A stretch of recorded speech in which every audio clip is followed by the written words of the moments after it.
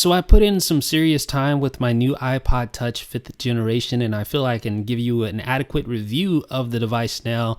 And I'm going to spend the majority of this review talking about the build quality of the device. It is leaps and bounds above and beyond any previous iPod Touch iteration.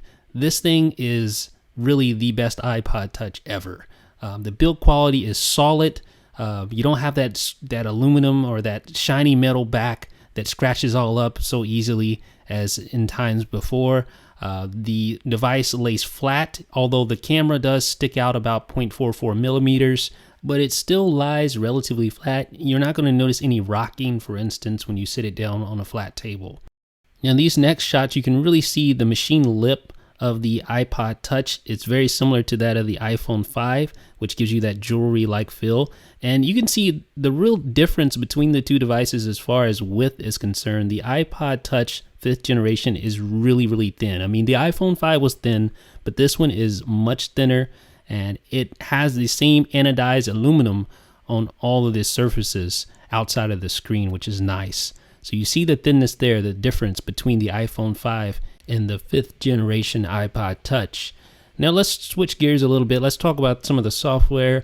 Obviously, it's running iOS 6. You guys are probably familiar with that by now.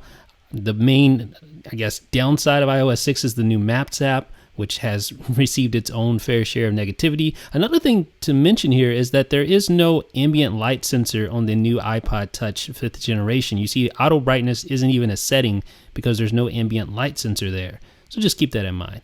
You have Siri, which is nice. This is the first device, iPod Touch, to have Siri. So that is really, really nice to have. That's worth an upgrade alone in many people's eyes. And let's do a quick benchmark test here of the iPod Touch 5th generation. And you can see the Geekbench score, 630. And it's a respectable, very, very similar to the iPhone 4S. This is basically the equivalent of the iPhone 4S. And of course, this is the second device to have the bigger 4-inch display, so that is nice. You can see how it compares right there with the Geekbench score, 630 for the iPod Touch 5th generation and 632 for the iPhone 4S. So very, very similar between those two. Also, the camera, I should note this is a 720p front-facing camera, so FaceTime looks great on the new iPod Touch 5th generation, and the rear camera is a 5 megapixel, shoots 1080p video. That looks great as well. The 32 gigabyte version comes in at $299. For extra $100, you can upgrade to 64 gigabytes of flash memory for plenty of storage for all your photos, high definition videos, etc.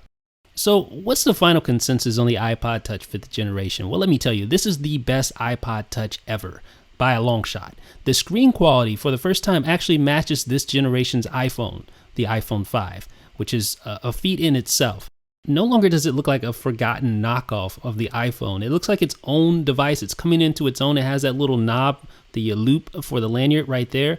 The camera's great, 720p FaceTime. This is a solid effort by Apple. It has the processing power. It has the memory, 500 megabytes to perform well in pretty much any circumstance. This is the best iPod Touch yet. Let me know what you guys think in the comment section. This is Jeff with iDownload Blog.